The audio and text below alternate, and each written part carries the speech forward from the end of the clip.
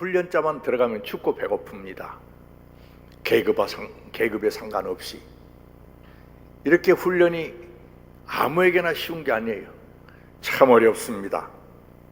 그러나 훈련 없는 운동선수, 훈련 없는 군인을 생각해 볼 수 있겠습니까? 우리 하나님께서는 우리에게 위대한 약속을 주셨어요. 예수 그리스도와 함께 하나님의 영광을 얻을 상속자입니다. 예수님께서 고난 받으셨기 때문에 우리도 고난 받아야 한다. 로마서 8장 17절 말씀이에요. 근데 저는 이 고난을 훈련으로 바꾸고 싶어요. 우리는 훈련 받아야 해요. 그래서 강하게 돼야 합니다. 훈련이 보통 어려운 게 아니에요. 하나님이 주신 훈련이요. 다윗은요, 왕이 될 수 없는 사람이 왕이 됐어요. 다윗의 족보를 보면은 하나도 좋은 게 없어요. 그런데 또 이새의 여러 아들들 가운데 막내예요. 이새의 집에 사무엘이 그 아들들 가운데 한 사람 왕을 삼기 위해서 기름을 들고 방문했을 때 이새하고 그 부인은 순간적으로 그렇게 생각했을 거예요. 누가 우리 아들 중에 사울왕 다음에 왕이 될 사람이 있겠는가? 첫째 아들, 둘째 아들, 셋째 다 좋다. 그러나 막내 다윗은 아니다. 다윗아, 예 아버지, 오늘 우리 집에 중요한 행사가 있으니까 너는 양을 지켜라. 축에도 못 끼었어요. 부모에게 버림받은 사람이 다윗이에요. 부모에게 인정받지 못하고 버림받지 못한 사람이 얼마나 슬픕니까? 저도 그런 사람 봤어요. 동생은 대학 가고 언니는 직장생활 하면서 돈 벌어갖고 대학 등록금을 대니까 언니가 결국 정신병이 발발하더만요. 나는 이게 뭐야? 나는 왜 이렇게 된 거야? 동생은 내 돈으로 대학 다니고 형제간에도 그렇습니다. 그런데 다윗은 축에도 못 끼고 양떼 곁에 있었어요. 양을 지킨다는 게 얼마나 심심합니까? 얼마나 보람 없습니까? 그래도 지켜야지 뭐. 양이 쥐들 친구한테 관심 있지 사람한테 관심 있는 게 아니에요. 그래서 여러분 이섬 이야기에 양치는 소년 이야기 들어봤죠? 하도 심심하니까 늑대가 나타났어요. 그러니까 동네 사람이 놀래서 나오니까 재밌어가지고 또 늑대가 나타났어요. 동네 사람이 나오니까 재밌으니까 또 늑대가 나타났으니까 저는 거짓말쟁이다. 아무도 안 나가니까 늑대한테 물려 죽었다는 거예요. 왜 그래요? 양떼 지키는 거 심심해요. 보람을 못 느껴요. 그런데 형들은 지금 큰 일생일대 영광의 기회를 붙잡고 모여 있어요. 슬프지 않을까요? 슬프지요. 그래도 다윗은 다 참았어요. 그런데 이새의 집에서 상당히 난리가 났어요. 왜 그러냐? 둘째, 셋째 다 지나갔는데 하나님이 기름 부으라는 명령이 안 내리신 거예요. 아들 다냐? 예, 하나 있습니다. 저기 지금 양떼 곁에 못난둥이 하나 있습니다. 데려와 빨리. 그래서 다윗이 데려왔는데 사무엘이 볼 때 하나님께서 내가 택한 사람이다. 내 마음에 합한 사람이다. 기름을 부어라. 그래서 다윗은 그야말로 부모에게도 인정받지 못하고 동네 사람한테 그저 목동으로서 일생을 보내야 할 마땅한 사람이 인정을 받고 다음 왕으로 기름을 부었어요. 이건 뭐 조그마한 베들레헴 동네에서 일어난 사건이기 때문에 누구도 몰랐죠. 지나갔어요. 동네 사람, 아이고 저런 게 왕 되면 나도 되겠다. 사람 축에도 여전히 못 끼었어요. 그런데 갑자기 블레셋이라는 나라가 쳐들어왔어요. 이 블레셋이라는 말은 나중에 변해서 팔레스타인이 됩니다. 이 사람들은요 그리스 백인들이에요. 등치도 크고 용맹해요. 그래가지고 이 지중해를 쭉 돌아다니면서 여러 국가를 세웠어요. 도시국가요. 그래서 나중에는 결국 로마까지 세웁니다. 이 사람들이 그리스 사람들이 머리도 좋고 용감하고 상당히 선진국이에요. 그리고 그 당시 블레셋 사람들은 철을 다룰 줄 알았어요. 그러니까 병기술에서도 우수했죠. 블레셋이라는 말은 팔레스타인 말 이주했자는 뜻이에요. 저기 그리스, 히랍, 거기 발칸반도에서 지중해를 타고 쭉 내려와가지고 시나이 반도에 정착한 사람들이에요. 그래가지고 그쪽에 아테네나 거기에 무슨 이런 도시국가를 세웠듯이 여기에도 도시국가를 세워가지고 왕을 세워서 독립한 나라들입니다. 이것들이 연합해갖고 쳐들어왔어요. 싸움이 안 되죠. 그런데 그것보다도 무서운 것은 저쪽 블레셋 진영에 엄청난 거인이 우렁우렁 목사를, 야 이놈들 그냥 복잡하게 할 것 없고 1대1로 한판 붙어서 내가 이기면은 너희가 우리 종되고 내가 죽으면 우리가 너희 종된다. 이렇게 1대1로 장수 싸움을 벌리자고 소리 지르는데 이쪽에는 아무도 나가는 사람이 없어요. 그때 다윗의 아버지 이새가, 다윗아, 예 아버지, 너희 형들이 지금 전쟁터에 갔으니까 먹을 것도 좀 갖다 주고 소식 좀 알아봐라. 그래서 갔어요. 요새로 말하면 논산훈련소에 이문 간 거예요. 가서 봤는데 분위기가 이상해요. 저쪽에서 조금 있으니까 참 많아. 그게 2m 70 이상 되는 거인 중에 거인이에요. 산만한 등치가 나와가지고, 야 이놈들아 오늘 안팔하자. 그러니까 이쪽에서는 아무도 못 나가는 거예요. 그러니까 다윗이 하나님 없는 저 불신자가 우리를 이렇게 모독하는데 나갈 사람이 없습니까? 제가 나가겠습니다. 그러니까 마청이, 그래도 형이잖아요, 막내 동생이 군대 임원 왔다가 전쟁 때 참여하겠다는 거예요. 이건 전쟁이 되질 않지요. 그러니까 막 뭐라고 그랬어요. 대끼는 네가 나가서 죽으면은 내가 아버지 체면이 아버지한테 뭐가 되느냐 이놈아. 동생도 못 지게, 야 이놈아 아무 소리 말고 들어가. 그런데도 다윗이 아니에요. 그러니까 사람들이 기특하게 생각해서 사울왕한테 데려왔어요. 왕이 보니까 꼭 여자 같은 깨재재한 근데 얼굴은 예쁘장한 소년이 나왔어요. 도대체 골리앗의 장 상대가 될 것 같지가 않아요. 그래도 기특하게 생각했어요. 그래도 한 사람이 나가서 희생해 죽으면 사기가 올라가서 전쟁의 기세가 변할 수도 있잖아요. 저 화랑관창처럼 말이에요. 황산벌 싸움에서 계백 장군이 화랑관창 죽음 때문에 졌잖아요. 전쟁이라는 그런 거 아니에요. 그러니까 사울왕이 기특하게 생각해서 자기 갑옷을 입혀주고 무장을 시켰어요. 그런데 다윗이 사울의 갑옷을 입고 가보니까 이건 갑옷이 아니라 코트요. 사울은 키가 큰 사람, 다윗은 평범한 키였단 말이에요. 그러다 보니까 갑옷이 이거 길어가지고 움직여지질 않아요. 이야, 다윗이 얼마나 깝깝하게요. 그런데 지금도 깝깝한 장군님이 계셔. 누구냐? 이순신 장군 세종로에서 칼 들고 쫙 섰는데 갑옷이 무릎을 내려가요. 고증이 잘못됐답니다. 그래도 그냥 거기 계시니까 그냥 계셔요. 그래갖고 사람들이 이거 다시 세워야 한다고 해갖고 떠들어갖고 다시 세우려니까 부시는 것만 이렇던데요. 그러니까 그냥 지나자 하고 지금도 이순신 장군 깝깝해가지고 딱 칼 들고 지금 세종로에서 버티고 있어요. 그런데 다윗은 전혀 못하겠어요. 이거 필요 없습니다. 다 벗었어. 하나님이 함께 하시면 승리합니다. 무엇을 가지고? 내 걸 가지고, 내게 있는 걸 가지고. 이미 하나님께서는 우리에게 승리할 수 있는 무장을 주셨어요. 할렐루야. 주셨습니다. 할렐루야.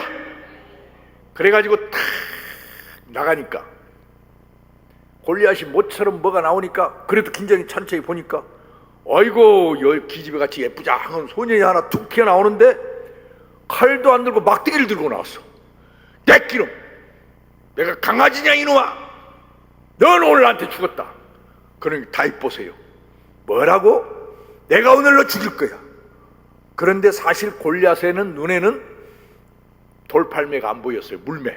물매가 뭐냐면은 이런 가죽에다가 이렇게 끈을 끄가지고 돌 넣고 빙빙빙빙 돌려 탁 정확한 시점에 놓으면은 돌이 팍 나가는데 학자들이 조사해 보니까 그게요 권총알 속도 같대요. 그게 쫙 날아가지고 하나님의 도우심으로 완전 무장했죠. 투구 쓰고 가슴에 갑옷 입고 밑에도 갑옷 입고 이렇게 완전 무장을 했는데 무장할 수 없는 데가 있어요. 그게 뭐냐? 눈이에요. 지금 같았으면 방탄유리로 이렇게 딱 했을 텐데 그때만 해도 아직 방탄유리가 발명이 안 될 때라 눈 감고 전쟁 못 오잖아요. 그 여기는 변한데 탁 여기가 꽂혀버렸어. 여기가 인중급소예요. 여기 뇌에 가깝고 여기 한 대 맞으면 골로 가요. 사혈입니다. 여기가 탁 꽂히니까 막 으악 하다가 팍 넘어지니까 다윗이 가가지고 골리앗의 칼을 쫙 뽑아가지고 목을 탁 쳐고 들어버렸어. 그러니까 막 이스라엘 청년들이 막 기세가 올라가고 우와 몰고 나가지고 전쟁에 승리했다는 거 아니요. 그러니 사울이 얼마나 기특해요. 기대도 안 했는데 희생 저물 줄 알았는데 탁 승리하니까 너무 기뻐가지고 자기 마차에다 쫙 태우고 이제 예루살렘으로 개선하는 거예요. 얼마나 기분 좋겠습니까? 그날 탁 개선하는데 여러분 예루살렘을 가려면은 산을 넘어요. 예루살렘 이렇게 산이 삥 둘러가지고 성처럼 있는데 그 안에 성이 있거든요. 아마 틀림없이 베들레헴 쪽에서 전쟁이 벌어졌어요. 블레셋이 그쪽에서 왔으니까. 그러니까 지금 겟세마네 동산을 넘었을 거예요. 겟세마네 동산 넘으면 제일 깊숙한 그 골짜기가 기드론 골짜기예요. 그래서 거기 딱 지나가면은 이제 딱 올라가는 길이 있고 조금 올라가면은 예루살렘 성문이 딱 나타나요. 개선부대가 오니까 예루살렘 모든 사람들이 나와서 호산나 호산나 다윗이 막 이렇게 노래를 부르고 난리를 내는데 사울이 가만히 들어보니까 예루살렘 여자들이 사울은 천천히요 다윗은 만만이라. 이 전쟁의 공로가 다윗에게 크다는 걸 알았어요. 그런데 사울이 이렇게 들어버리다 보니까 속이 뒤집어져 버렸어. 뭐야? 어린 소녀 만을 돌리고 나한테는 천을 돌려? 그러면 결국 얘가 가져야 할 게 왕의 자리밖에 없지 않느냐. 속으로 탁 기회를 엿보고 있어요. 그래도 능구랭이라 자기 딸을 미가를 아내로 주었어. 그 전쟁에서 골리앗 잡으면 공주를 준다고 약속했거든요. 그래가지고 이렇게 사유를 삼았어요. 그런데 기회만 되면 죽이려고 그래. 그러니까 여기다 죽게 생겼으니까 다윗이 도망가 버렸어. 그러니까 전국 수배령을 내렸어요. 그때만 해도 아직 몽타주가 없을 때니까 다윗이라는 소녀를 보면은 물 한 모금이라도 죽고 밥 한 그릇이라도 주면 죽는 줄 알아라. 집에 들이지도 마라. 전국의 왕의 수배령이 내리니까 다윗이 갈 데가 없어요. 너무 애롭고 쓸쓸합니다. 배고프고 목마르고 죽겠어요. 여러분 정말 갈 데 없으면 어디 갑니까? 집으로 가지요. 그것도 학교 다닐 때지. 학교 다니고 난 다음에도 맨날 엄마한테 밥상만 받으면 엄마가 밥상을 탁 놓고 이 왼수야 밥 먹어라. 집안도 피난처가 아니에요. 갈 데 없어.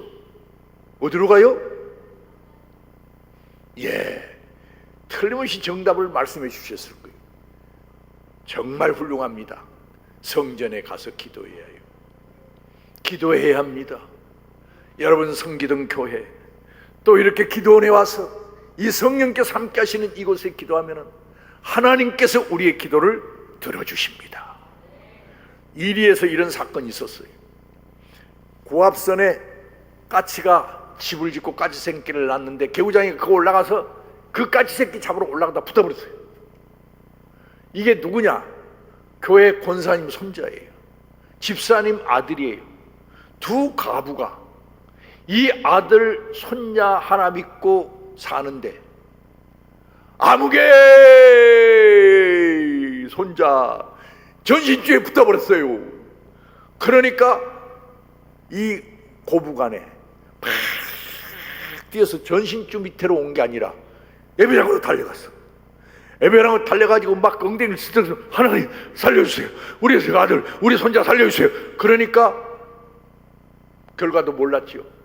근데 어땠냐? 애가 고압선에 붙어있다 뚝 떨어졌어. 그러면 새까맣게 탔다고 이쪽으로 연기가 부르륵 나와야 하는데 아무렇지도 않아요. 사람들이 조사해 보니까 발밑에 구멍이 나가지고 전기가 그리 새버렸다나? 이런 기적적인 일이 일어났어요. 우리가 예배당에 가서 하나님의 성전에 이 성령 충만한 기도원에 와서 기도하면 역사가 일어날 줄 믿습니다.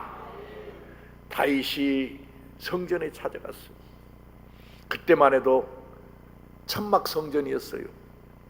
아직 솔로몬이 성전 건축이 전인데 오니까 제사장이 다윗에 붙어있는 위험을 알아요. 벌벌벌 떨면서 어찌해서 왔는가?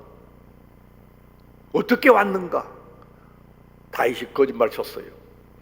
왕이 특별한 사명을 나한테 보여줘서 조사하다가 여기 왔는데 내가 3일 동안 먹을 걸 못 먹었습니다. 먹을 게 없습니까?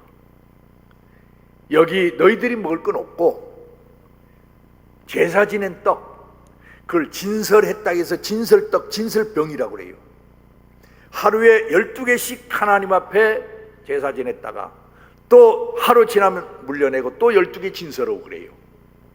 그것밖에 없다. 이건 율법이에요.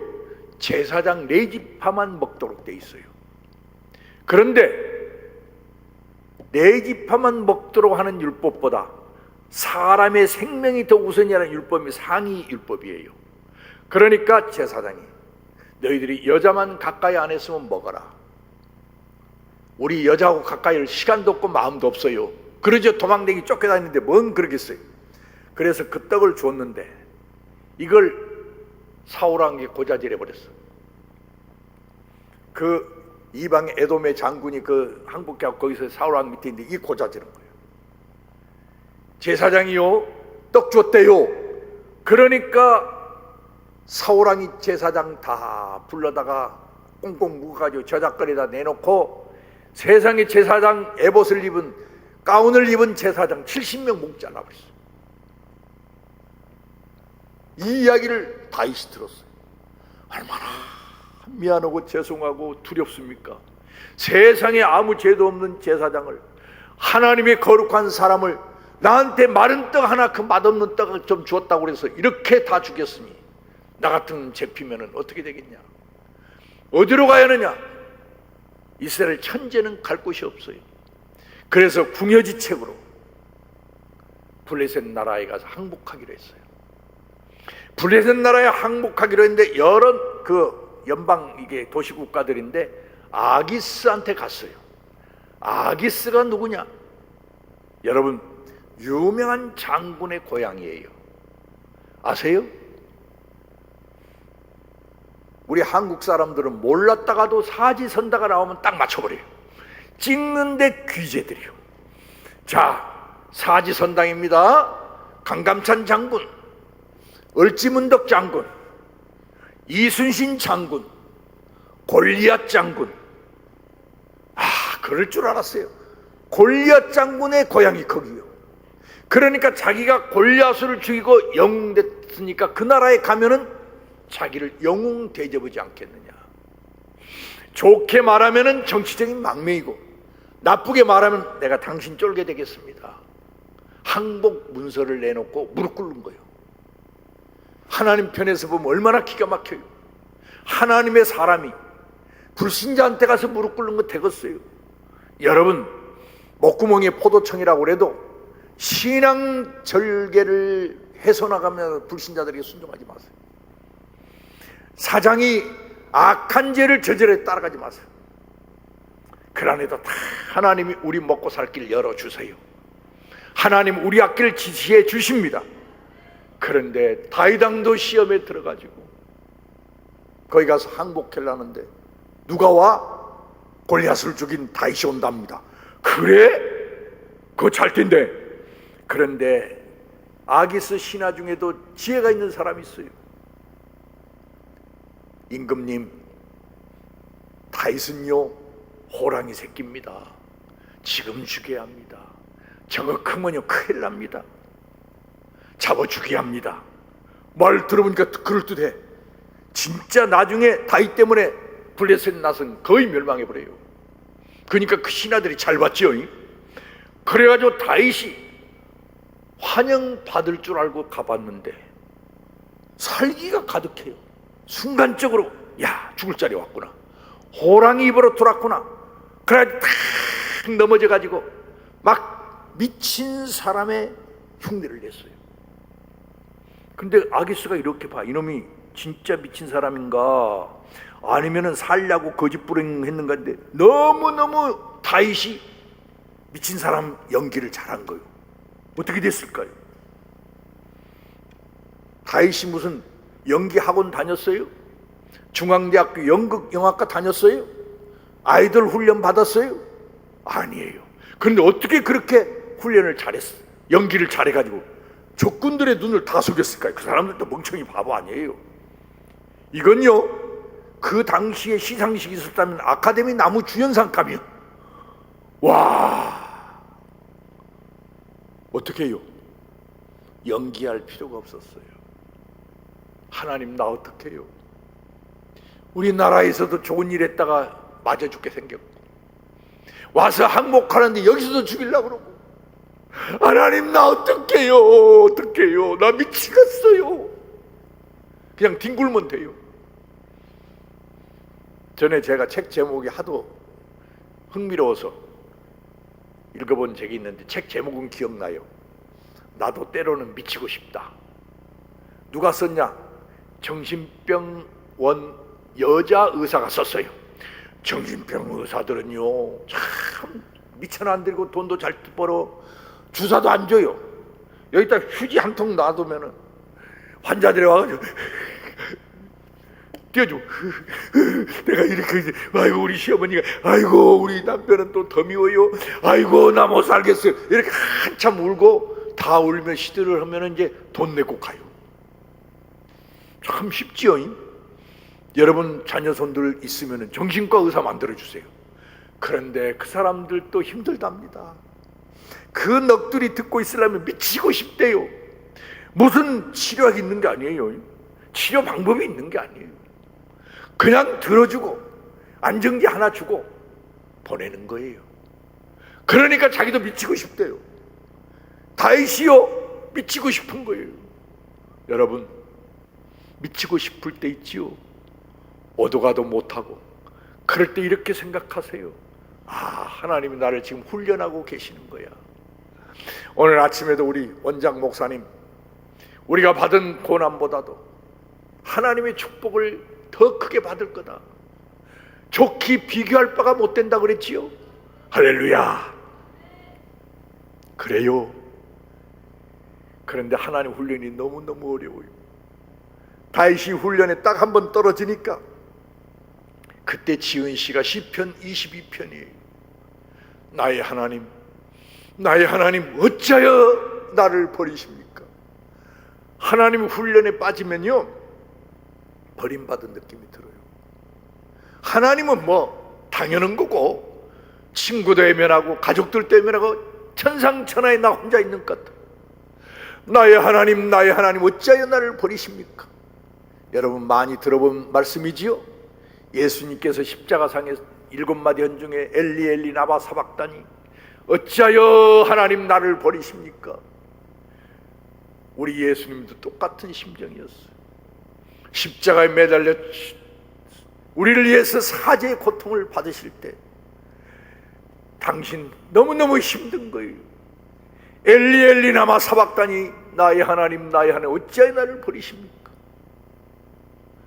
왜 이렇게 하나님의 훈련이 힘드느냐? 악한 일을 하고 당하면요 좀 시원한 면도 있어요. 어르신, 여기 앞에 있는 어르신 군대 갔다 오셨어요? 예. 옛날 군대 갔다. 옛날 군대는 막 엎드려, 그리고 막 이유도 없이 막 빠따 쳐요. 그래서 하루에 빠따 안 맞으면 잠이 안 와. 언제 때리려고 저놈들이 그러나, 맞아야 그냥 에이 또 맞았다 하고 시원하게 잠이 옵니다. 저는 참 하나님 앞에 운이 좋아서 딱 들어가니까 군대가 변했어요. 그래서 옛날 군대 이야기는 전설적으로만 들었어요. 그런 훈련을 받을 때 하나님, 나 혼자입니다. 사실은 왜 훈련합니까? 저 이북 공산당들 막으라고 훈련하는데 왼수는요 이부 공산당이 아니요. 훈련 받으면 조교들이 왼수요. 빨간 모자. 와, 저게 원수요. 내가 잘못한 것도 없는데, 내가 의롭게 살았는데, 그럭저럭 감사도고 11조도 잘 드렸는데, 가끔 기도원에 올라와서 기도도 했는데, 금식도 했는데, 이게 뭡니까? 하나님? 하나님 살아계십니까? 하나님 어디 계십니까? 하나님 훈련이 어려운 것은 의롭게 살았기 때문에. 예수님의 제자들이 예수님 따라다녔어요. 다 버리고 예수님 따랐죠. 그러다 너무너무 충격적인 사건을 만났어요. 세상에 보리떡 5개와 물고기 2마리로 5,000명을 먹이시고 12강줄에 남겼어요. 이야, 할렐루야.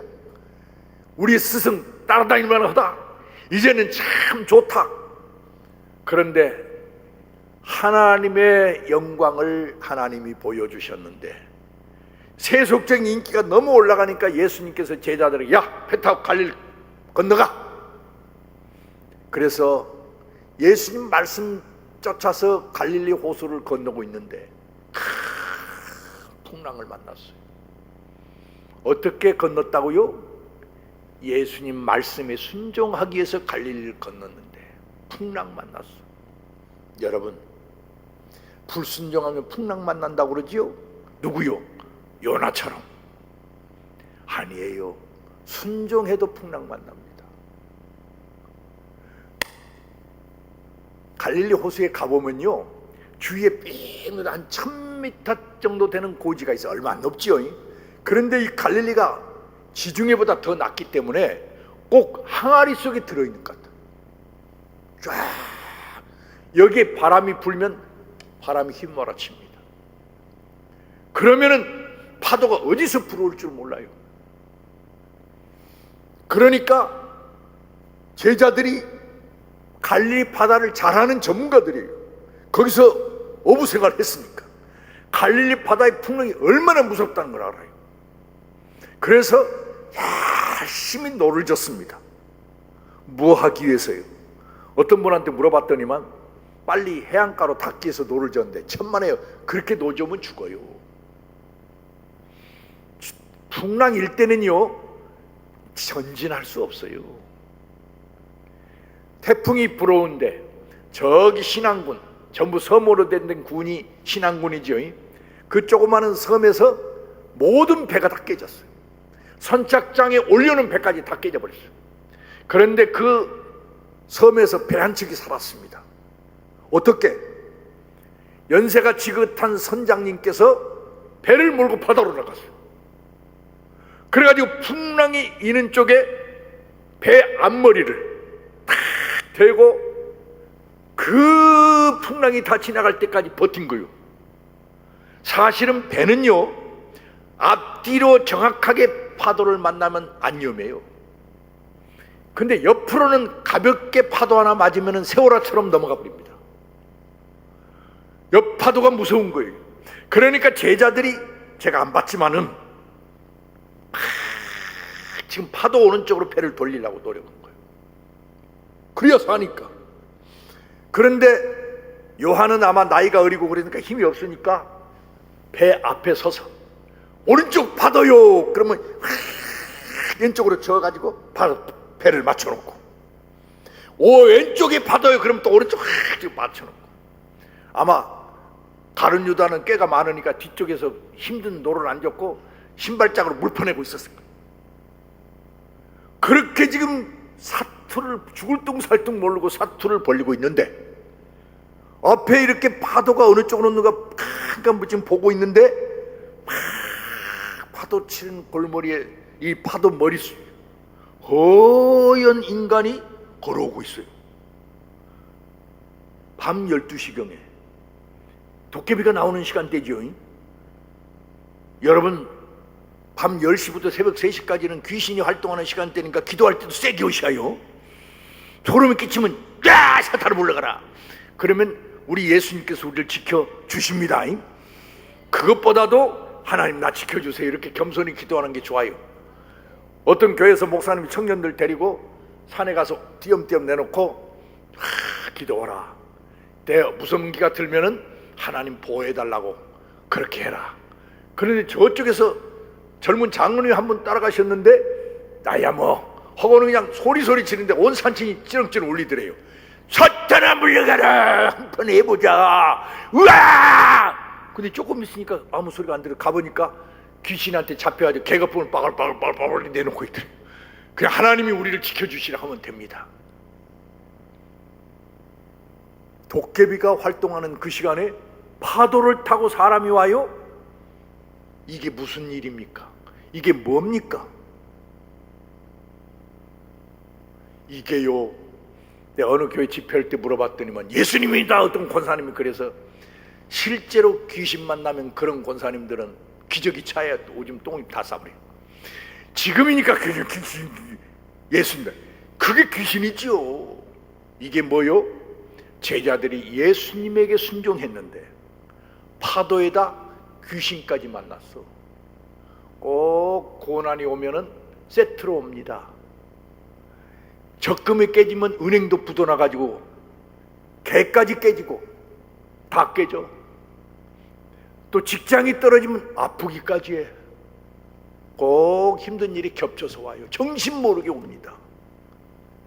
지금 미국가에 살고 계시는 신미랑 전사님이라고 계시는데 저기 진주에서 중학교 과학선생님을 했던 분인데 남편이 은행원이었어요. 근데 남편이 순환근무자로 서울로 영전에서 왔기 때문에 사표 내고 서울로 와서 이제 우리 교회 왔는데 우선 이제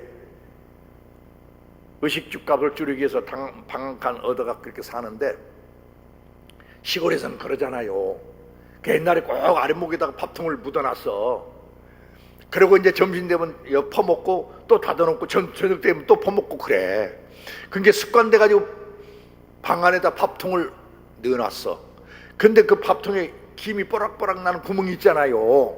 그게 김이 뽀록뽀록 올라오니까 그 집 8개월 된 딸이 뽀록뽀록 기어가가지고 이상하니까 거기다 손가락을 딱 댔어.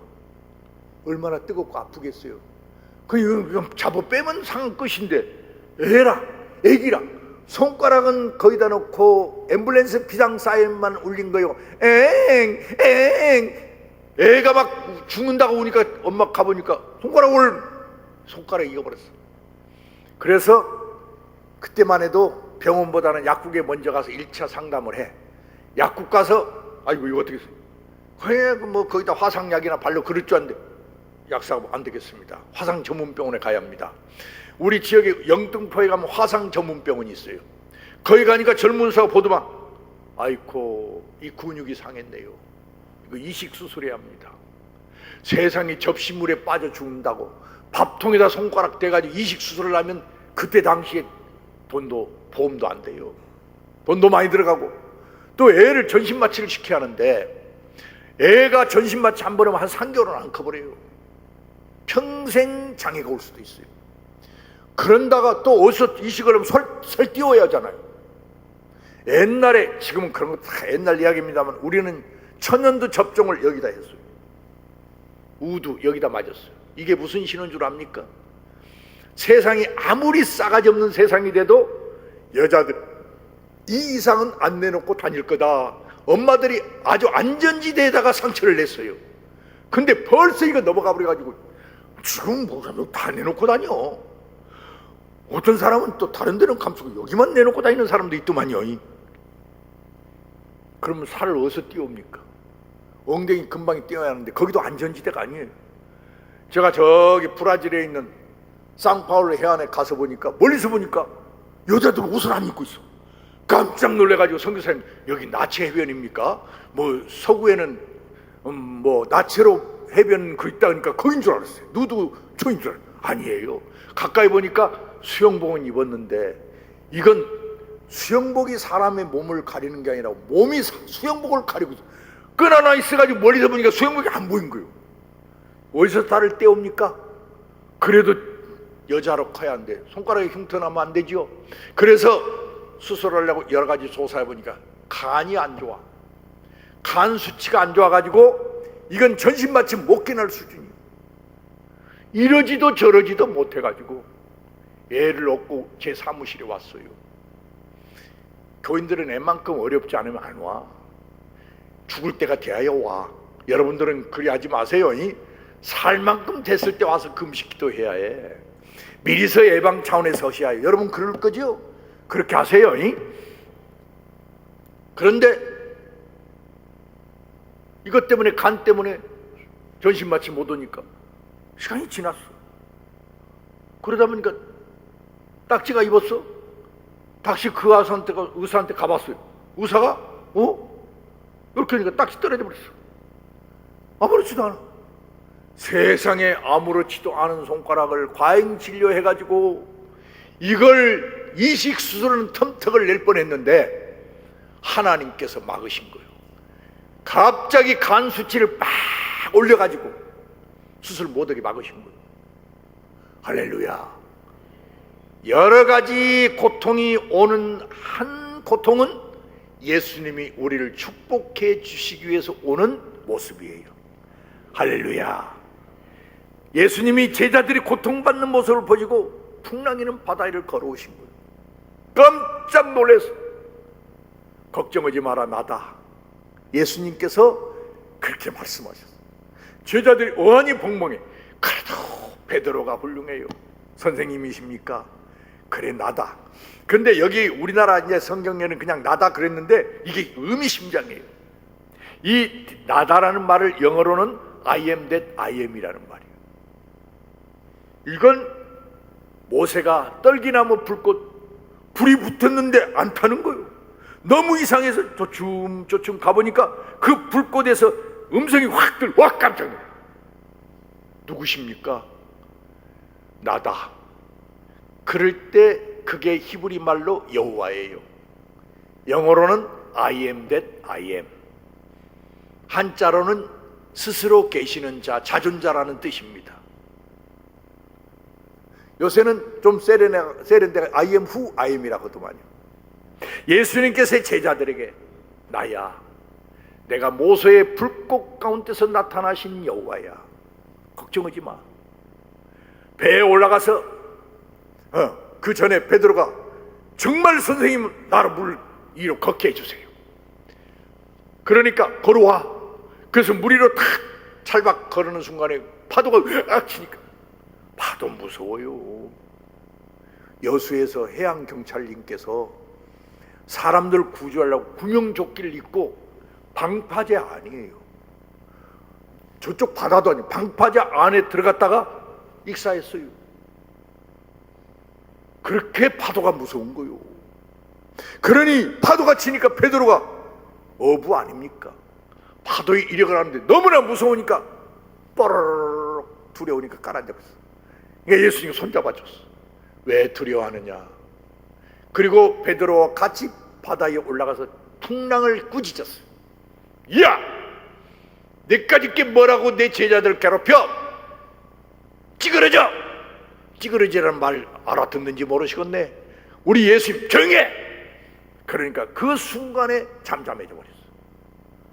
여러분, 여러 가지 고통이 올 때 하나님이 우리를 도와주시러 또 딴 길로 딴 모습으로 오신다는 걸 믿읍시다. 믿읍시다. 하나님 우리 훈련하셔야 합니다. 왜 이 고난이 어렵느냐? 한번 하나님의 훈련이 들어가면은 그냥 인생 그것으로 끝날 것 같아. 영원히 이 훈련이 계속될 것 같아. 어르신 군대 가서 보초 서봤지요? 밤 새워서 보초 서본 적 있어요?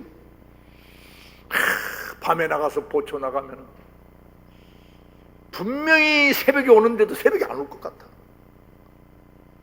여러분, 고통이 오면은 밤이 영원히 계속될 것 같아. 내 인생의 밤이 영원히 계속될 것 같아. 그래도 새벽은 옵니다. 우리 사도 바울 선생님께서 로마서에 그랬어요. 새벽이 온다. 걱정하지 마라. 지나갑니다. 새벽이 옵니다.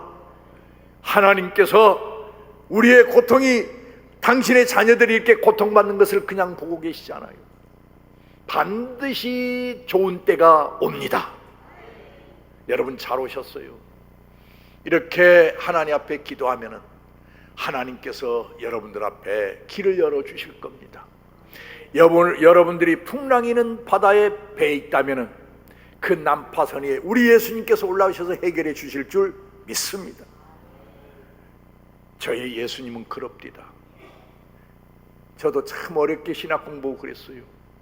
우리 집사람 고생 많이 했죠. 그런데도 하나님께서 그때마다 도와주셨어요. 지금도 도와주신 좋으신 하나님, 좋으신 하나님, 좋으신 하나님, 참 좋으신 나의 하나님.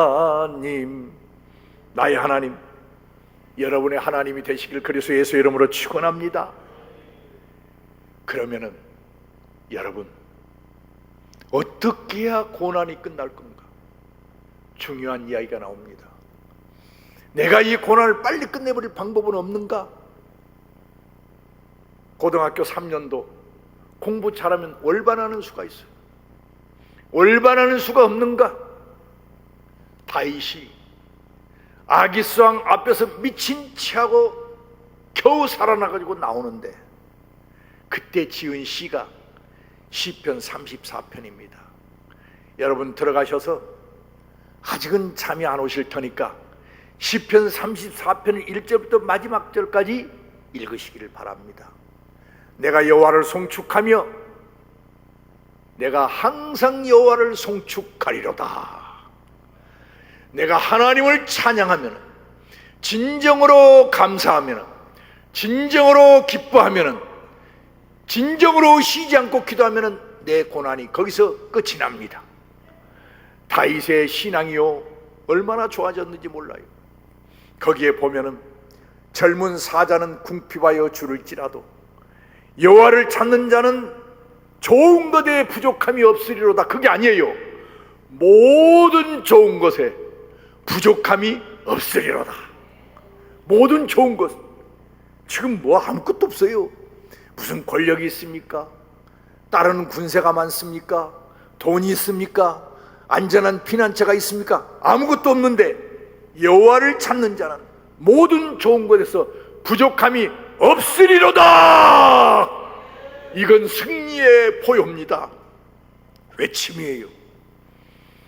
그가 젊은 날에 이렇게 노래했지만 그가 이제 인생의 후반부에는 이렇게 하나님을 찬양했어요.